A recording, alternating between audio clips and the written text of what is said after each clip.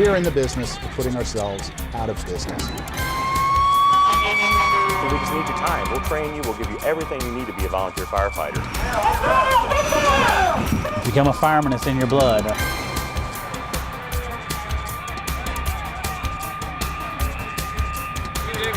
Count 3, getting out of the way. 051.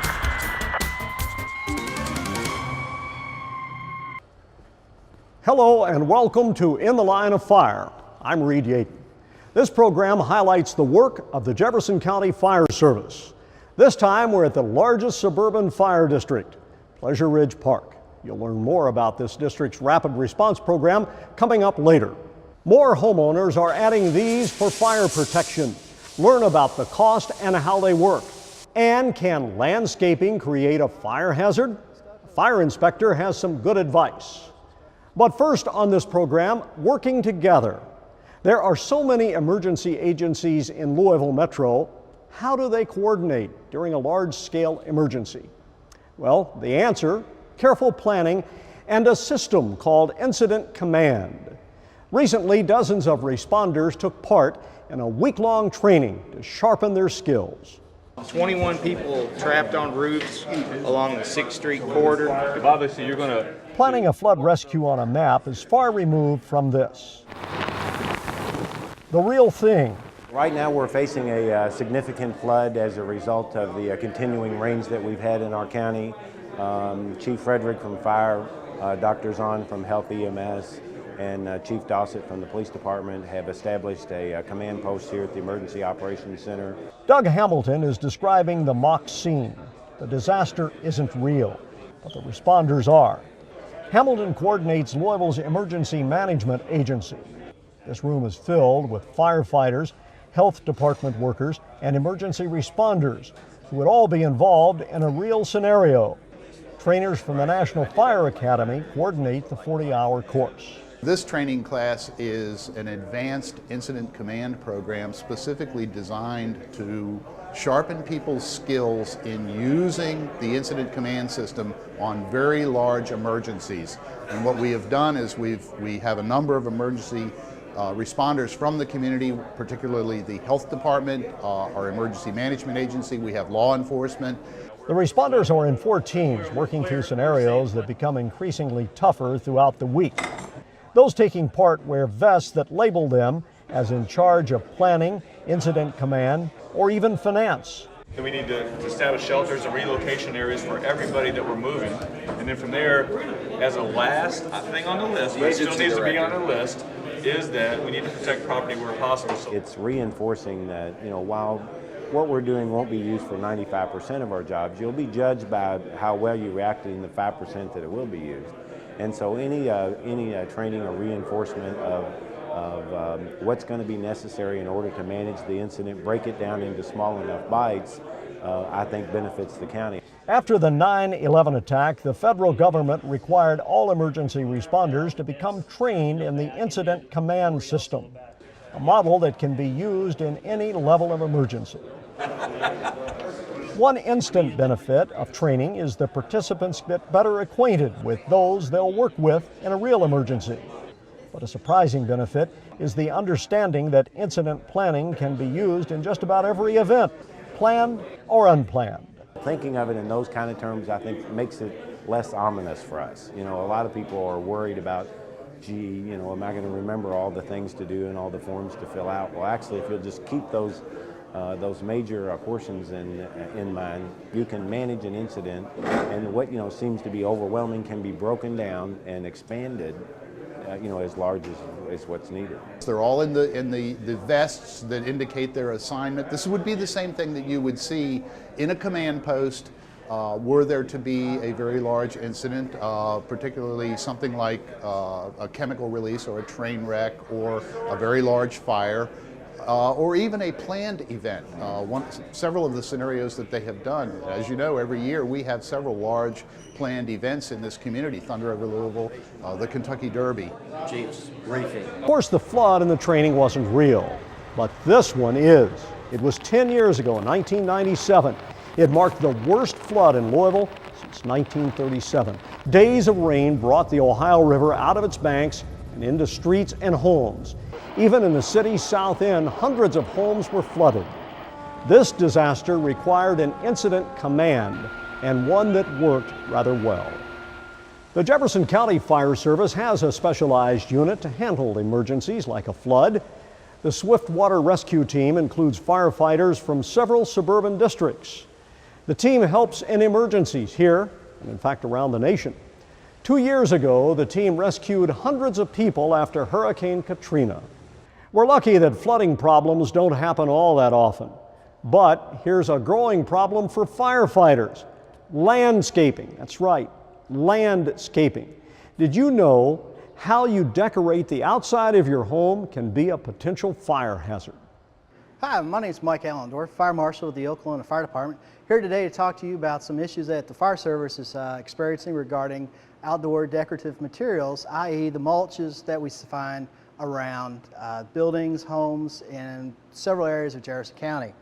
Here on the table I have some examples of some of the decorative materials that's being used to accent your flower beds, again, in front of businesses or your homes. Over here we have an example of what we consider a Class A material. This is just some hardwood mulch that has been mulched up, and it's relatively easy to obtain from any home improvement center or landscaping store. And here in the center we have another type. This is the same material. This is also known as cypress mulch. And if you can see the difference between the two, this is a finer grain, really ground up pretty good, where this one is kind of more of the real chunky. Both of these substances we find and we're making a lot of runs on in the county. What we're finding is this mulch is up against the entrances to businesses, so when somebody's coming in there, they're carelessly discarding a cigarette into those mulch beds, and it's going to sit and it's going to smolder for a while, and then we're having some fires break out. If you keep up with current events, the Middletown Fire Department had a large fire loss at the Perkins restaurant, and just not too long ago another fire district had a fire at a smaller restaurant. In my department alone, we've had probably 30 mulch fires, all are easily contained. But what we're trying to get away from is using this type of material. Over here on my far left, we have a couple different rock materials that are used. Again, we know rock's not going to burn as readily as the wood products over here. In my left hand, we just have some what you consider volcanic rock. Again, you can pick this up at any home improvement center. And over here on the other hand, we just have typical rocks, slate rocks that can be found probably in any riverbed that get bagged up and found as well. What we'd like to see as far as the fire service is this type material being used for landscaping. If you throw a cigarette in there, you know, it's not going to sit there for a while, it's going to hopefully burn itself out. Here we are outside a typical commercial structures. We have some landscaping that's been put out front. If you notice down here at the ground level, this business chose to use the brick or the volcanic rock. Again, that's a non-combustible mulching material that they put up. You still have the pleasing effects of landscaping up against your business. Behind us, behind these bushes, is some cinder block type construction as well. Well, that's not going to burn. But if we were to have this as a wooden facade or some of the stucco facades that we're seeing in the newer type of commercial structures, especially in restaurants, if this mulch was not brick, but in fact it was what we saw inside hardwood bulk mulch or some cypress mulch, if I were walking into the door, I'd discard a cigarette into this, we could have a serious issue eventually break out. The cigarette's going to sit and smolder for a while. It can get the mulch going. It could burrow through the mulch, especially again if it's a combustible structure in the back, that wood can burn itself in, and then we'll get a fire going up. Now, if you have any questions about mulch or landscaping or how to be safe, you can contact your local fire department or go to jeffcofire.com. Of course, you need to check the inside too, and for that, call your fire district for information on home inspections.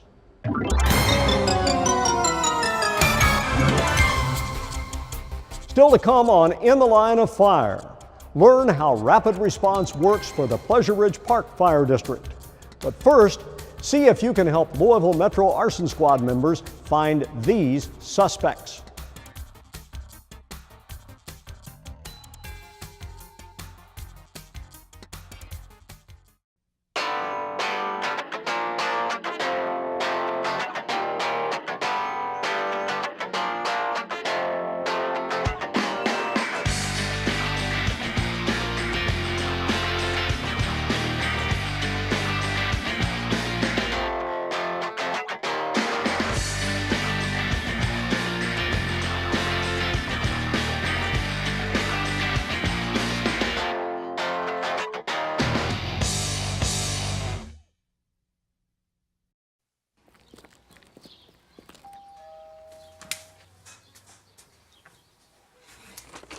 Mrs. Abruzzo, I'm Ed McMahon, and we're signing up people for. Yes, I am.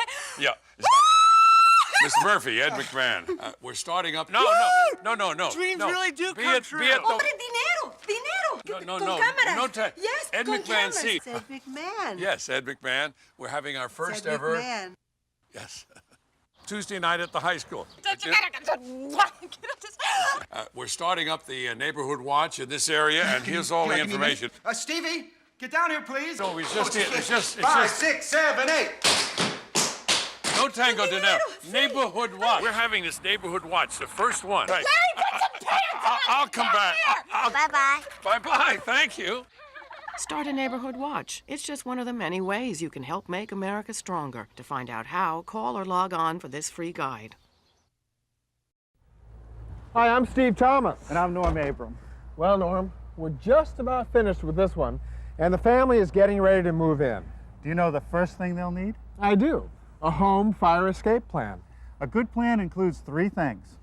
Working smoke alarms on every floor. Knowing at least 2 ways out of every room. And picking an outside family meeting place, like this tree. So make your plan today.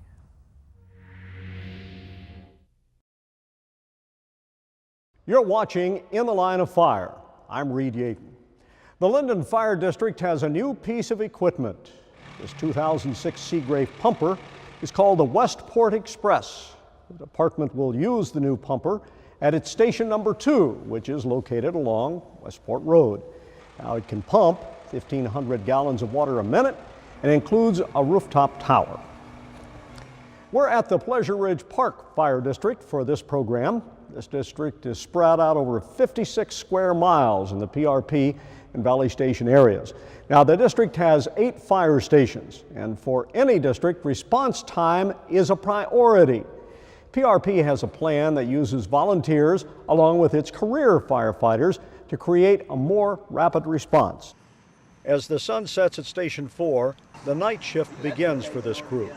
All volunteers, they'll spend the night at the station and make fire and medical runs. Paul Hilton, a civil engineer by day, is a firefighter and EMT at night. I do 4 nights a week because I like it so much. It's about 40 hours that I spend here a week at night and then go into my normal job.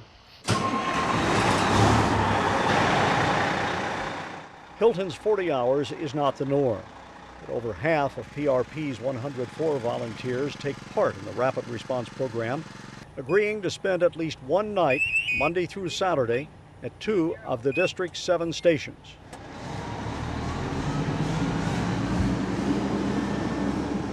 When the shift starts, Sergeant Todd Moore checks the engine to make sure all the gears and gadgets are working.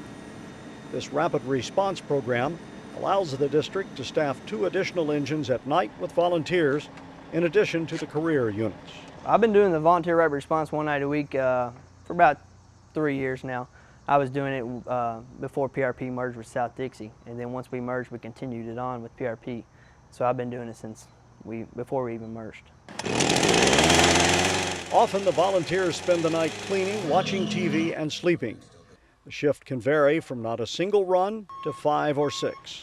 These firefighters thrive on busy nights. The number 1 benefit for me is helping people. The second thing is it's really exciting compared to a desk job. If you have a desk job, you're sitting in your desk for 8 hours a day, where you can come and at night you can you get to do a lot of special things, you know, extricate people out of cars and really make a difference in somebody's life. I like his program because it gives me an opportunity, being that I'm a volunteer with the paid crew members, they have a better chance of getting in on the working fires before us, and so we don't see that much fire anymore. If I spend the night at the firehouse and we're on the air and we got a truck already ready to go, we better ourselves a better chance to pay crew in on fires, and plus we get out and we help the community more. Joining me now here at Pleasure Ridge Park is Lieutenant Colonel Tom Starnes. Colonel, thank you for joining us on the program. My pleasure.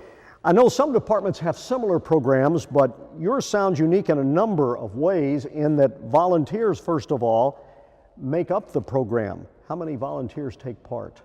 Out of our 105 volunteers we currently have, 64 members are actively participating in our rapid response program. Now that added coverage must really decrease your response time. Absolutely. Most people think of a traditional volunteer as someone that when the run is dispatched either travels from their home or work to the fire station, then from the fire station to the scene of the emergency. With our rapid response program, our volunteers pull 8-hour shifts during our peak periods of time between 9 a.m. and 5 a.m. and they respond directly to the scene. We have 2 rapid response companies, one in the south end of our district, one in the north end. We also have a rapid response program Monday, Wednesdays, and Fridays during the day hours of 8 a.m. to 4 p.m. Sounds like you put a lot of thought in this program because you've covered it not only at strategic times but strategic locations as well. Absolutely. On the night side, between the hours of 9 and 5 a.m., it gives us the availability to put 5 engines on any major incident. Wow, that's major. Now then, obviously the program is working very well. The question is, are there any plans to expand it? Yes, sir. We're looking now into another program to add some incentives to our volunteers to expand the program. We'd like to run Monday through Friday day side, 8 to 4 p.m., and then also expand our night side vision to put more troops in the seats of the fire apparatus. It's a great program. You're doing good things here. Thank you for telling us about it. Thank you. Norton Healthcare has donated to the fire district 3 acres of land next to the hospital's Southwest Medical Center. Now, PRP will use the land to build a new fire station that will include offices and its fire prevention bureau. The new station replaces an older one on Valley Station Road. And joining me now is Chief Vincent Smith. And Chief, thank you first of all for joining us. Thank you. A donation like that is certainly a real gift. Oh, it's certainly been a gift for the fire district. We have looked for over a decade for land or a location to relocate our station number 2 in that area. The area has grown so much over the last 20 years. It certainly needed to be moved to a more centralized location. Just in looking at the map, you can see the vastness of your district, and you can also see how the new firehouse is going to be so well located. Tell me about that, why it's so important. Well, it's so important because we have, when we merged with the South Dixie Fire District, we have some overlapping areas with our station number 2 and our station number 8. And we have a void in the eastern part of our district. So this will allow us to fill that void and to reduce response times in that area. Chief, in looking over some of the stats, I see that PRP is the largest volunteer career fire district in the entire state. Talk to me a little bit about the geographic area. We cover 56 square miles. We operate out of 8 stations. We respond on approximately 4,500 runs a year. So you not only give your people, but you have a major workout. We sure do. Chief, thank you for the good work you do here, and thank you for inviting us out. Thank you. Fire prevention is a focus for every fire district. If there's a fire, a sprinkler system can help prevent damage. You usually think of these systems for a factory or business, but now there are many homeowners installing sprinklers as well. Seconds matter. Before a fire ever gets to this point, extensive heat, flames, and smoke, something as small as this could save property and lives. Taking these notes then, this is the only notes you have on Jack Nooning and Alan Lewis are going over addresses to check for home sprinkler systems. Most people think of these systems in a hotel or business, but now the same life-saving technology is moving inside the home. When the sprinkler head goes off, it automatically sets an alarm off, alerting people if they're asleep that the house has a problem, could be in fire, and they can get out. And if it is on fire, one sprinkler head usually puts out almost all fires, especially in a home. The residential type sprinkler heads it's amazing what they're doing now with residential systems. In commercial buildings, it's more of protecting the building, which protects the people. And once the people in the building are protected, they can get out. That's important because 80% of fire deaths occur in the home. Nooning is a licensed sprinkler inspector, and Lewis is a former firefighter. The business, Fire Protection Services, installs and inspects sprinkler systems, like this one at a Louisville firehouse. If there would be a sprinkler system that would actuate, it would go through this pressure switch here, Now that pressure switch sends an alarm signal to the fire alarm control panel telling it there's a fire. Of course, it's easier to install a home sprinkler system during new construction, but they can be retrofitted. They're becoming more and more affordable because now you can use PVC pipe that's fire rated for not only for residential use, but now you can use it in some commercial applications. So it's a good benefit to have.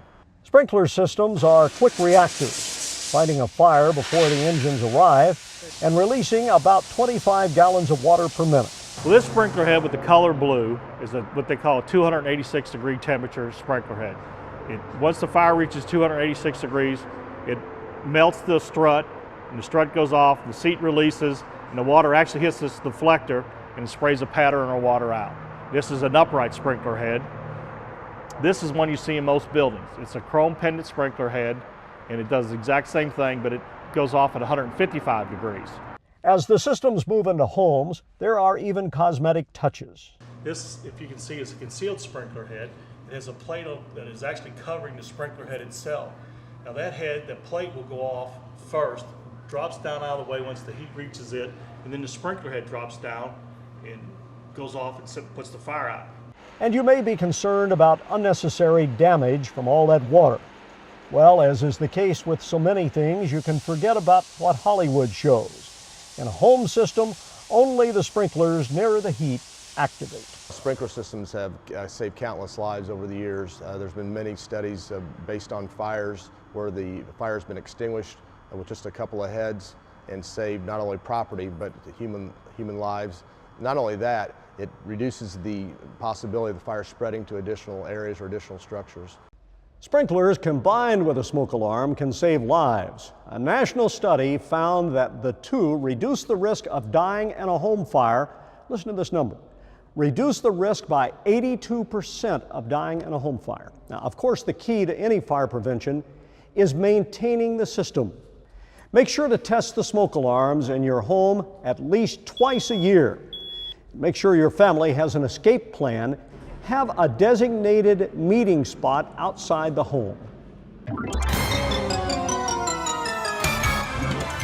Next on In the Line of Fire, there are over 500 volunteers in the fire service.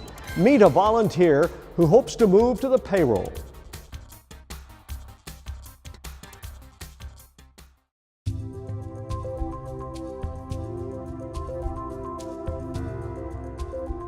Saving lives.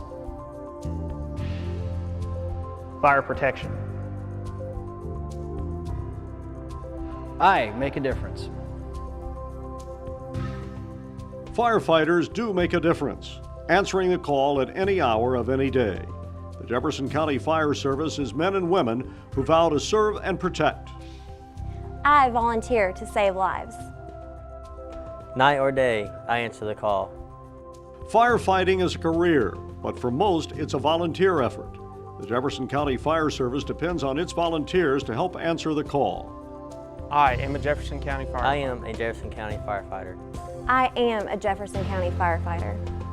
Volunteer today. Call 574-5646 or visit jeffcofire.com. At home with Sparky's Spots.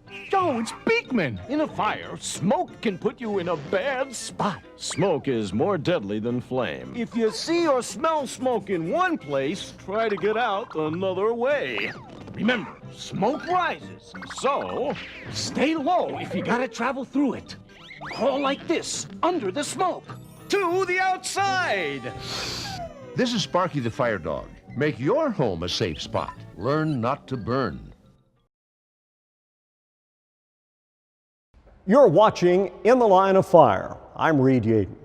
The Jefferson County Fire Service is a combination of career and volunteer firefighters. In fact, many of the paid firefighters started out as a volunteer. Well, at the Middletown Fire District, there's one volunteer with high aspirations for firefighting, and he's going above and beyond to reach his dream. Josh Schank definitely has the drive to be a firefighter. His grandfather, uncle, and brothers are firefighters. All the gears and switches are certainly a far cry from his real job of managing a restaurant. Schank is a volunteer for the Middletown district. It's just fun. You can come here and never know what you're going to get. And I have side jobs that I do, and I know what it's going to be like every day. And it's just kind of relaxing to come here and not know what's going to happen, not know what you're going to do for that day, and you're always doing something different. Schank's volunteer status is different than most. Instead of answering calls from home, he volunteers on a set schedule at the station with the same platoon.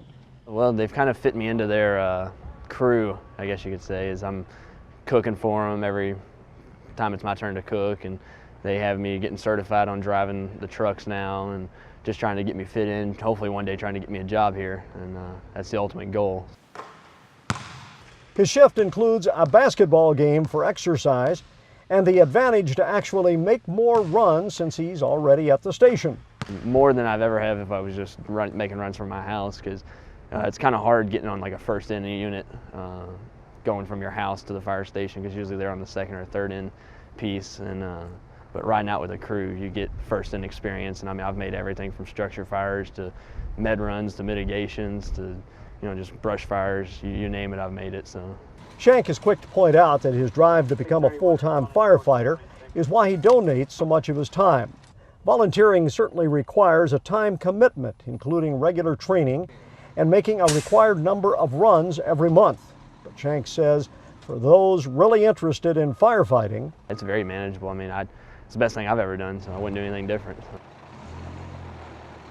Now, if you'd like to volunteer, contact the Jefferson County Fire Service at 574-5646 or visit www.jeffcofire.com to learn more about firefighting. Thanks to the Pleasure Ridge Park Fire District for hosting this program, and I hope you have received some good safety information and learned about the important work firefighters do every day for all of us in this community. For all of us that put this program together, both in front of the camera and behind it, thank you for watching In the Line of Fire. I'm Reed Yaden.